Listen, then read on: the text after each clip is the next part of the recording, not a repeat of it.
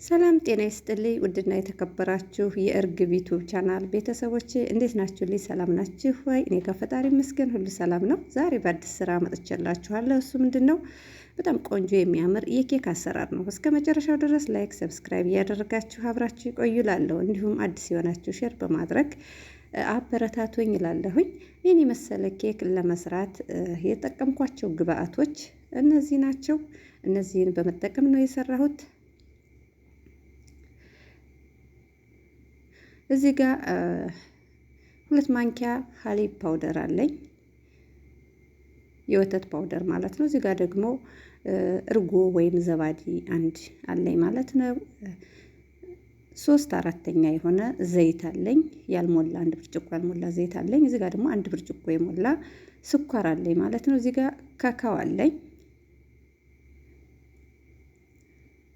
ቫኒላ፣ ቤኪንግ ፓውደር እና 4 እንቁላል አድርጌ ነው የምሰራው ማለት ነው። አብራችሁ ይቆዩ።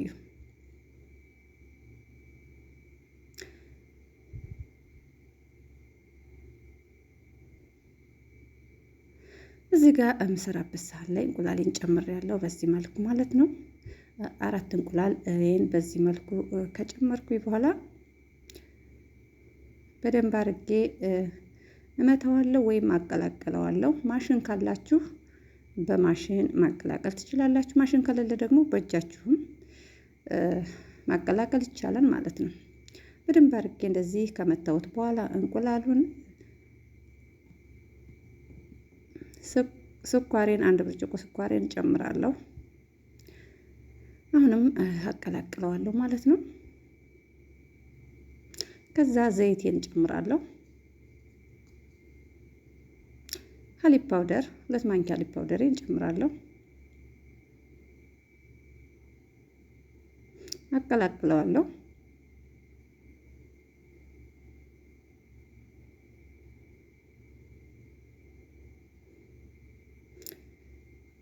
እርጎዬን ወይም ዘባዴን በዚህ መልኩ እጨምራለሁኝ።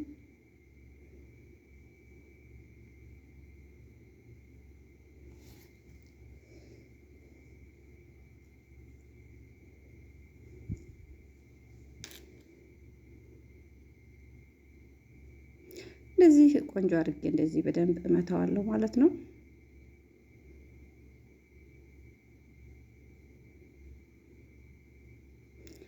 ከዛ ቫኒላ እጨምራለሁኝ።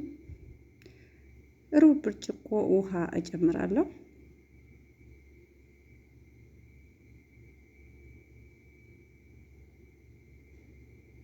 ከዛ በደንብ አድርጌ ያዋህደዋለሁ።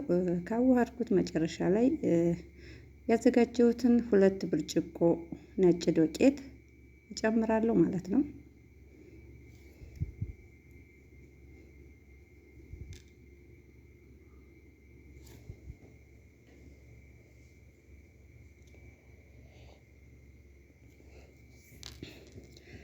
እንደዚህ አርጌ ዱቄቴን ጨምሬያለሁኝ። ከዛ 1 የሾርባ ማንኪያ ቤኪንግ ፓውደር እጨምራለሁ።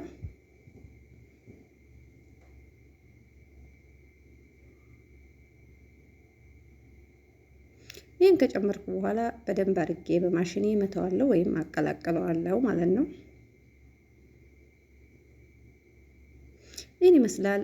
ካቀላቀልኩት በኋላ ይህን ይመስላል። ቪዲዮ እንዳይረዝምባችሁ ብዬ ነው አጠር አድርጌ ያረኩት። ስንያዬ ላይ ወይም የምሰራበት ባትራ ላይ ትንሽዬ ዘይት እናደርግና ከቀባ ነው በኋላ ከላይ ዱቄት እንነሰንስበታለን። እሱ ምንድነው ኬኩ እንዳይዝብን ማለት ነው።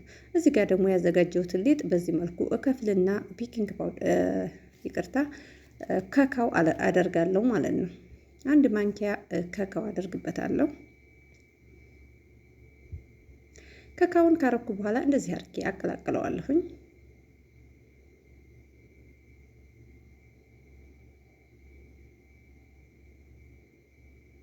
ከዛ ስንያዬ ወይም ባትራይ ማብሰያዬን በዚህ መልኩ አዘጋጅቼ ከጨረስኩ በኋላ ከላይ ያዘጋጀሁትን ሊጥ እንደዚህ አድርጌ እጨምራለሁኝ።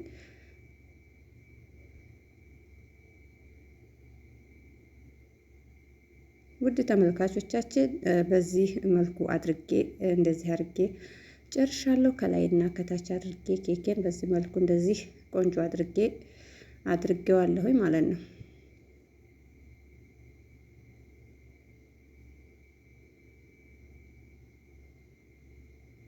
ይህን ይመስላል።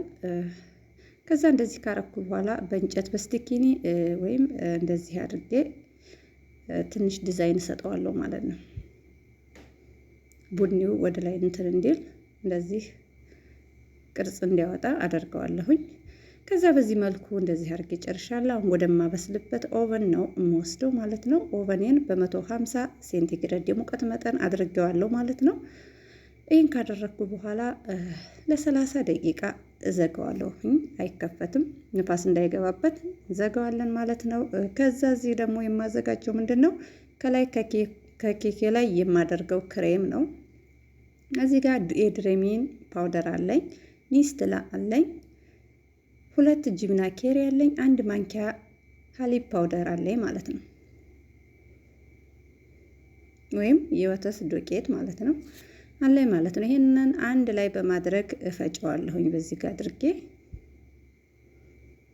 ግማሽ ድሬሚን ፓውደር ነው የተጠቀምኩት። ሙሉን አላደረኩትም፣ ምክንያቱም ትንሽ ነው የምፈልገው፣ ብዙም አይደለም። ያው ለኬኬ የሚበቃኝን ያህል ነው የምፈልገው ማለት ነው።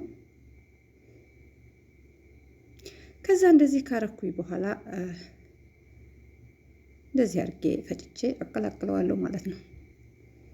ይህን ይመስላል። እንደዚህ ሆኖ ቆንጆ ክሬም ሆኖልኛል።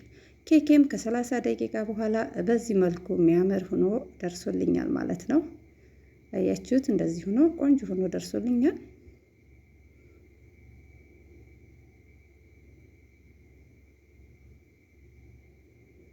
ይህን የሚመስል ኬክ ሆኖ ደርሶልኛል ማለት ነው።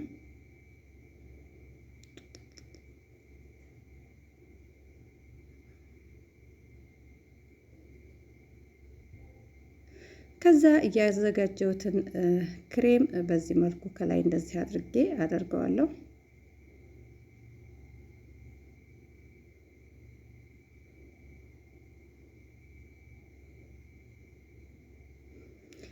ከላይ ደግሞ የተጠቀምኩት ሶያ ወይም ሶብ ነው። እንደዚህ ቡኒ ሶብ መጠቀም ትችላላችሁ።